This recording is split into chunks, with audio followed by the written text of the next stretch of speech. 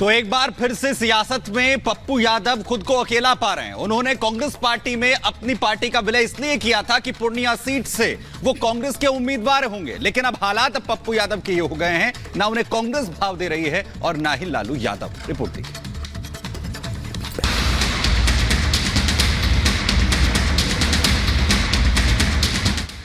Purnia seat से उम्मीदवारी नहीं मिलने के बावजूद कांग्रेस नेता पप्पू यादव इन दिनों बेहद मशरूफ हैं।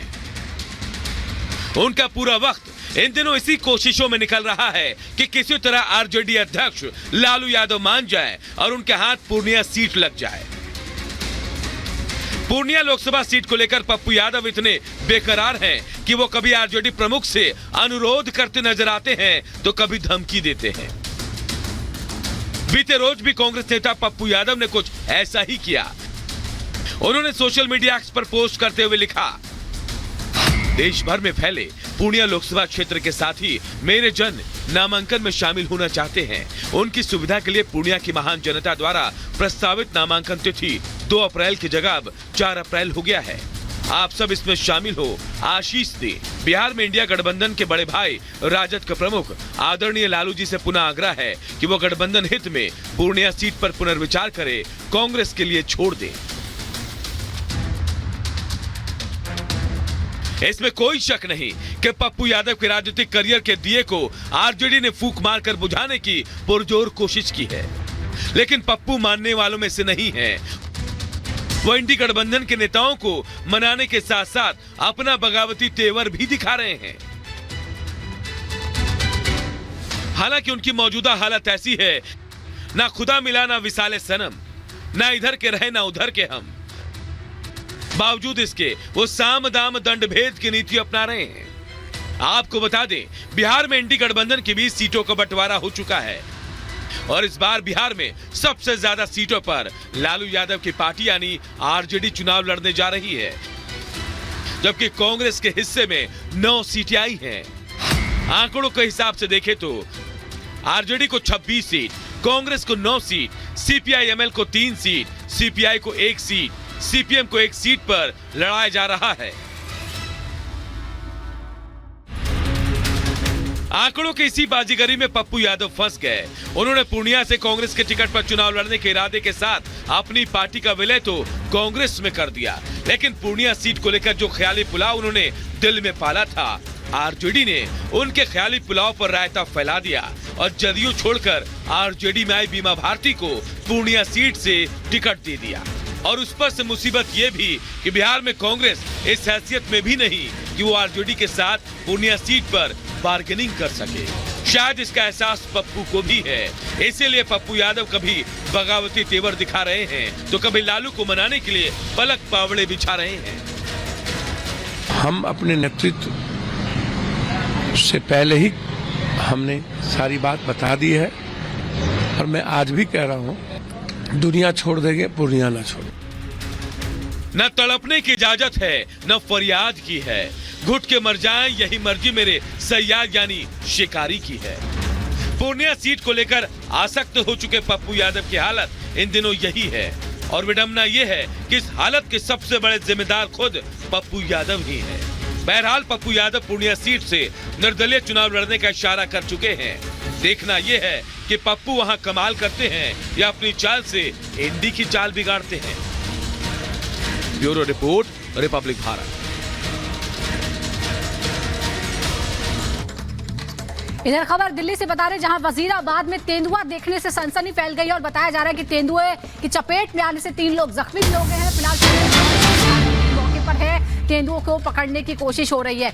दिल्ली के वजीराबाद में इस तरह की घटना के बाद सनसनी है। कुछ महीने पहले इसी तरह से दिल्ली के एक पौष इलाके में तेंदुआ नजर आया था और अब वजीराबाद में इसी तरह की घटना हुई है। यह भी बताया जा रहा है कि तेंदुए ने हमला किया। अब देखिए तस्वीरें हम आपको दिखा रहे हैं, ये वो तेंदुआ है जिसकी वजह से यहाँ हड़कंप मचा हुआ है। 3 लोगों को इसने अपने हमले का शिकार भी बनाया है। एक बार फिर हम आपको तस्वीरें दिखाते हैं। ये देखिए, इसके अंदर आपको नजर आ रहा है किस तरह से एक दीवार से दूसरी दीवार पर टाप रहा है ये तेंदुआ और इसकी वजह से लोग डरे डरे हुए हैं, क्योंकि तेंदुए जैसे जानवर के अपने इलाके में होने की वजह से लोग दहशत में हैं, खासतौर पर अपने बच्चों को लेकर। और अब बताया जा रहा है कि 3 लोग इस घटना में जख्मी भी हुए हैं। घटना में जख्मी होने की वजह से अब यहां वन विभाग और पुलिस की टीम को बुलाया गया है। टीम मुस्तैदी से तेंदुओं को पकड़ने की कोशिश कर रही है, लेकिन अभी तक कोई कामयाबी नहीं मिली है। और अब देखिए, हम आपको तस्वीरें दिखा रहे हैं। दिल्ली के वजीराबाद में तेंदुआ देखने से हड़कंप, 3 लोगों को जख्मी कर दिया है इस तेंदुए ने। फिलहाल वन विभाग की टीम उसे पकड़ने की कोशिश कर रही है।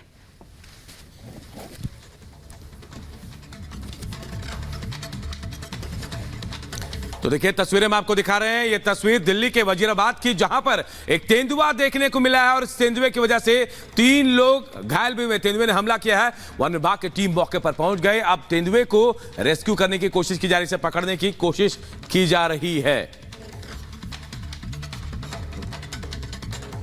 और देखिए, तेंदुए को कमरे में बंद कर दिया गया है। बड़ी खबर ये आ रही है, वन विभाग की टीम मौके पर मौजूद है और तेंदुआ फिलहाल एक कमरे में बंद कर दिया गया। जो बड़ी जानकारी आ रही है वो आपको बता रहे। दिल्ली के वजीराबाद में तेंदुए को देखने के बाद यहां दहशत मच गई। तेंदुए ने हमला किया और 3 लोगों को जख्मी कर दिया है। इसके बाद अब जानकारी मिल रही है कि तेंदुए को कमरे में बंद कर दिया गया है और अब वन विभाग की टीम वहां पहुंच चुकी है। तेंदुए को अब पकड़ा जाएगा। तस्वीरें भी हम आपको दिखा रहे हैं। देखिए, यही वो तेंदुआ जो वजीराबाद में देखा गया और ये रिहायशी इलाके में घुसा और 3 लोगों पर इसने जानलेवा हमला किया। 3 लोग घायल हैं। वन विभाग की टीम मौके पर पहुंची और यह भी जानकारी मिल रही है कि फिलहाल तेंदुए को एक कमरे में बंद कर दिया गया है।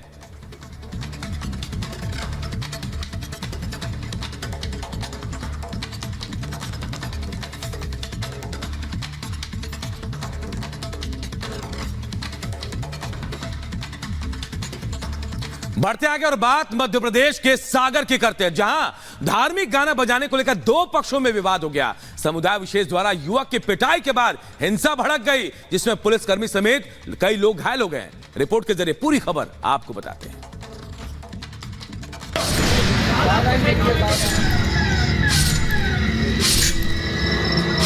दो गुटों के बीच हिंसक झड़प के बाद अफरा तफरी की ये तस्वीरें मध्य प्रदेश के सागर जिले की है, जहां 2 समुदायों के बीच हुए विवाद ने देखते ही देखते हिंसा का रूप ले लिया।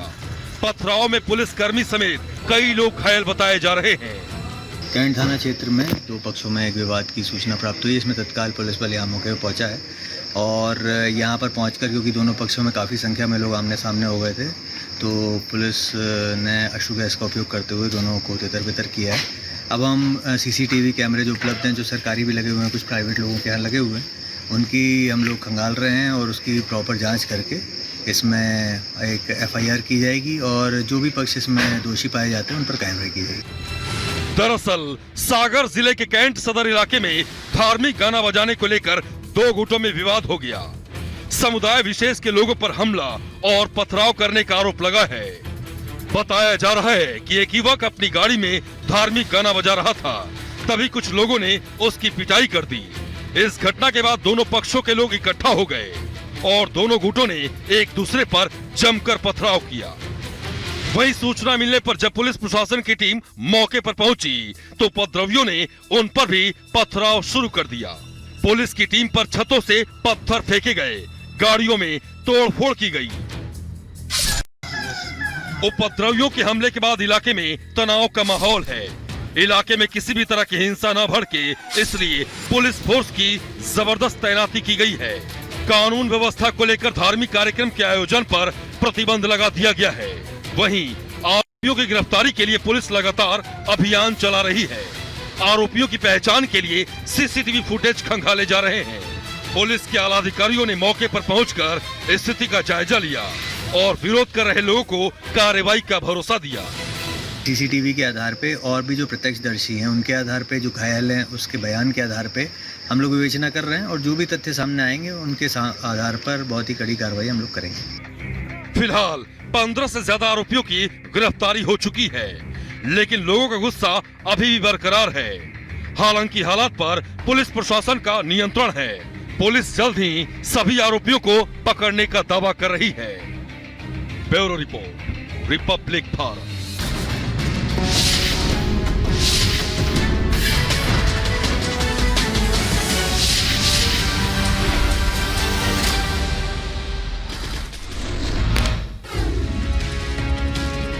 पप्पू यादव ने पूर्णिया से नामांकन भरने की बदली तारीख, ट्वीट कर जानकारी दी। 2 अप्रैल की जगह 4 अप्रैल को भरेंगे नामांकन। पूर्व सांसद शाहिद सिद्दीकी ने आरएलडी से दिया इस्तीफा। सिद्दीकी ने जयंत चौधरी को भेजा इस्तीफा। बीजेपी के साथ गठबंधन और आरएलडी में उपेक्षा से नाराज थे।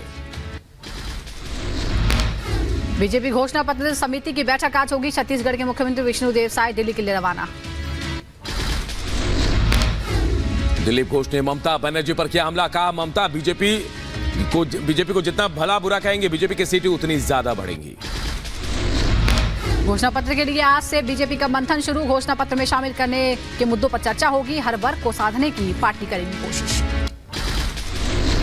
बीजेपी के घोषणा पत्र में गरीब, युवा, किसान और नारी शक्ति का रखा जाएगा खास ध्यान। पार्टी ने वित्त मंत्री निर्मला सीतारमण को इस समिति का संयोजक बनाया है।